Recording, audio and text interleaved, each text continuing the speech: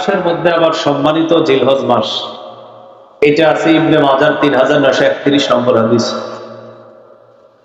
জিলহজ মাসের মধ্যে আবার সবচেয়ে ফজিলতপূর্ণ প্রথম দশক, এই কথা আছে সহিহ বুখারীর 969 নম্বর হাদিস।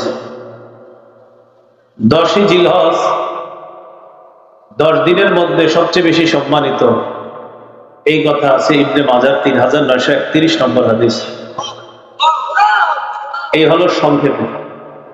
বিস্তারিত সূরা তাওবার 36 নম্বর আয়াতে আল্লাহ বলেন, ইন্না ইদ্দাতাশ শুহুরি ইনদাল্লাহি ইসনা আশারা শাহরান ফি কিতাবিল্লাহ ইয়াওমা খালাকাস সামাওয়াতি ওয়াল আরদা মিনহা আরবাআতুন হুরুম।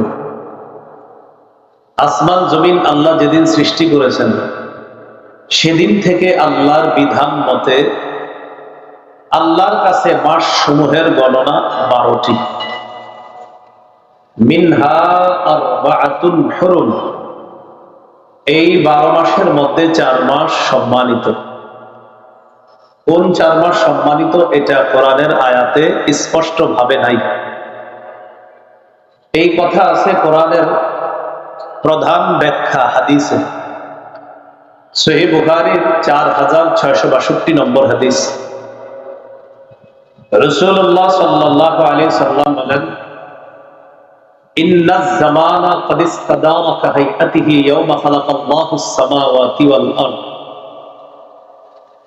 আল্লাহ আসমান জমিন যেদিন সৃষ্টি করেছেন সেদিন থেকে মাসের গণনা যেইভাবে ছিল এখন আবার ওই অবস্থায় ফিরে এসেছে।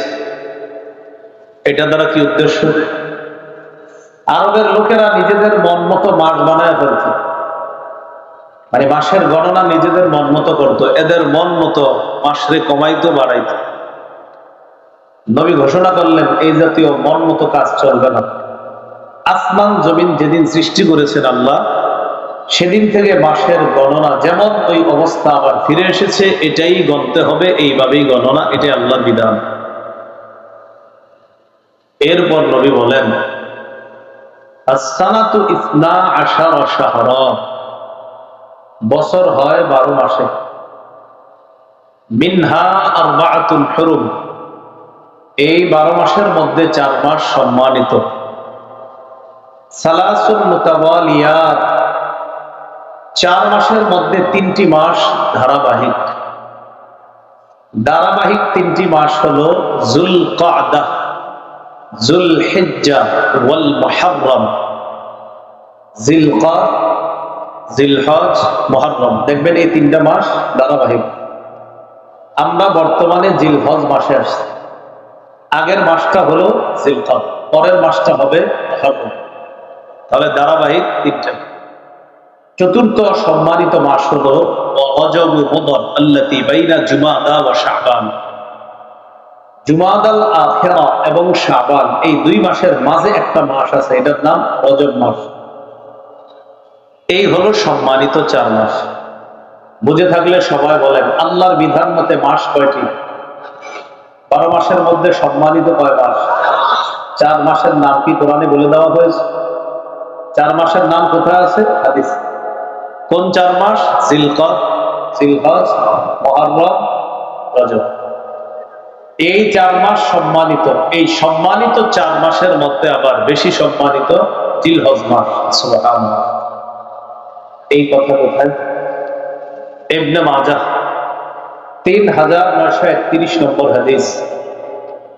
قال رسول الله صلى الله عليه وسلم في حجة الوداع, রাসূলুল্লাহ সাল্লাল্লাহু আলাইহি ওয়াসাল্লাম বিদায় হজের ভাষণে বললেন, আলা ওয়া ইন্না আহরামাশ শুহুরি শাহরুকুম হাদা, জেনে রাখো মাস সমূহের মধ্যে সবচাইতে সম্মানিত হলো তোমাদের এই মাস তথা জিলহজ মাস, সবচেয়ে সম্মানিত মাস। জিলহজ মাসের মধ্যে আবার সবচেয়ে ফজিলতপূর্ণ দিন হলো প্রথম দশক। এই কথা কোথায়?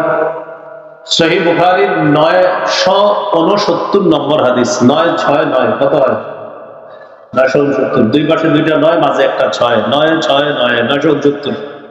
এবার মাঝে মাঝে বলি যাতে আপনাদের একটু হলেও মনে থাকে, না থাকলে সমস্যা না, হাদিস নাম্বার মনে থাকা জরুরি না। আমি বলি একটা কারণ আছে।